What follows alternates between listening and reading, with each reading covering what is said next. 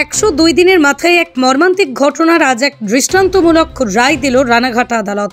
জমি সংক্রান্ত বিবাদের জেরে প্রতিবন্ধী বোনকে খুনের অভিযোগে দোষী সাব্যস্ত দাদাকে আমৃত্যু কারাদণ্ডের নির্দেশ দিল রানাঘাট আদালতের ফার্স্ট ট্র্যাক আদালত।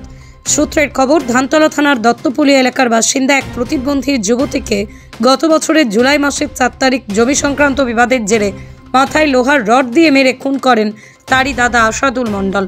আর তারপরই অভিযুক্ত দাদাকে গ্রেপ্তার করে ধানতলা পুলিশ।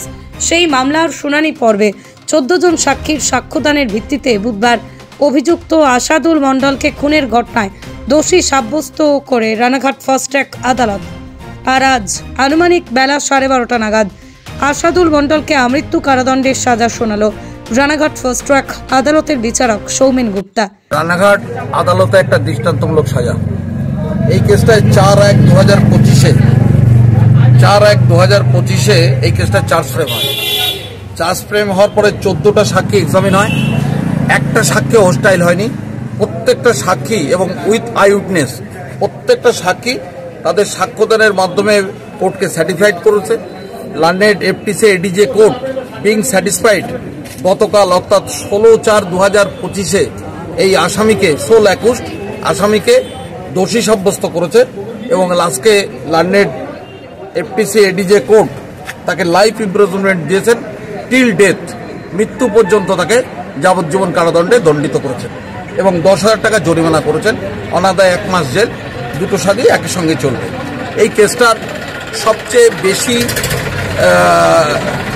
বিশেষত্ব হচ্ছে ধানতলা থানায় ফার্স্ট বিএনএসএস এর কেস এবং সেই কেসটা অতি তৎপরতার সঙ্গে আমাদের মাননীয় এসপি সাহেব কুমার সানিরাজ, আমাদের ডিএসপি বর্ডার, আমাদের সিআই সাহেব এবং সর্বোপরি এই সামিরুল যে কেসের আয়োগ, এদের সাহায্যে এই সমস্ত সুপিরিয়রদের সহযোগিতায় চার্জশিট দাখিল করেছে এবং আমি অপূর্ব কুমার ভদ্র 14 জন সাক্ষীর সাক্ষ্য কোর্টের কাছে তুলে ধরেছি।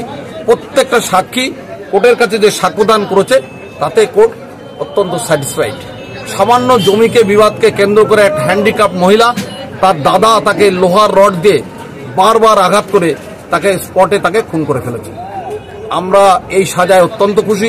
কোর্টের কাছে আমরা যে সাজা আশা করেছিলাম সেই সাজা আমরা পেয়েছি।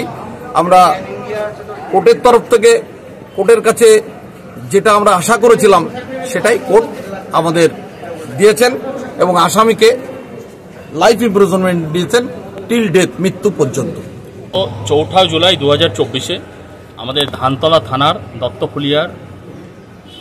দত্তপুলিয়ার গ্রামে আমাদের একজন ব্যক্তি, তার নাম হচ্ছে আসাদুল মণ্ডল, সে পৈতৃক সম্পত্তির বিবাদে সকাল 5:30 নাগাদ তার নিজের বোন আজিপা খাতুনের মাথায় লোহার রড দিয়ে বাড়ি মেরে হত্যা করে।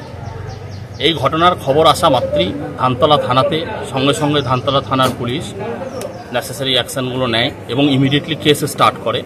যেটা হচ্ছে কেস নম্বর হচ্ছে ধানতলা থানার কেস নম্বর 525/24, 103(1) ধারাতে কেস রুজু হয় এবং কেস রুজু হওয়ার পর ধানতলা থানার সাব ইন্সপেক্টর মোহাম্মদ সামিনুল হাসানকে আয়ো হিসাবে এন্ডোর্স করা হয় এবং আয়ো সেদিনই অতি তৎপরতার সঙ্গে সে জনৈক আসামিকে অ্যারেস্ট করে এবং 2 মাস 20 দিনের মধ্যে তদন্ত কমপ্লিট করে চার্জশিট জমা করে।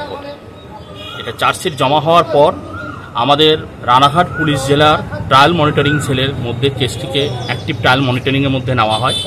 নেওয়ার পর আমাদের কোর্টে আয়ো সাব ইন্সপেক্টর মোহাম্মদ সামিনুল হাসান এবং পিপি সাহেব অপূর্ব ভদ্র সাহেব, এনাদের অতি কুশল এবং দক্ষতার সঙ্গে পুরো ট্রায়াল মনিটরিংটা পরিচালিত হওয়ার পর আজকে আমরা দেখতে পাচ্ছি যে প্রায় 102 দিন, চার্জ ফ্রেমের 102 দিনের মাথাতে আজকে আমাদের লার্নেড জাজ ফার্স্ট ট্র্যাক কোর্টের এডিজে ফার্স্ট ট্র্যাক স্যার আজকে সেই আসামিকে দোষী সাব্যস্ত করেন আমাদের ভারতীয় ন্যায় সংহিতার 103(1) ধারাতে এবং তাকে যাবজ্জীবন কারাদণ্ড সাজা ঘোষণা করেন।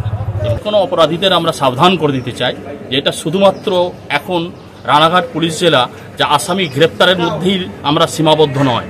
আমাদের সেই আসামিকে যথাযথ আইনি ব্যবস্থার মাধ্যমে তাদের সাজা এনশিওর করাতেই আমরা এখন বদ্ধপরিকর। Bureau report, Arong news, Nadia.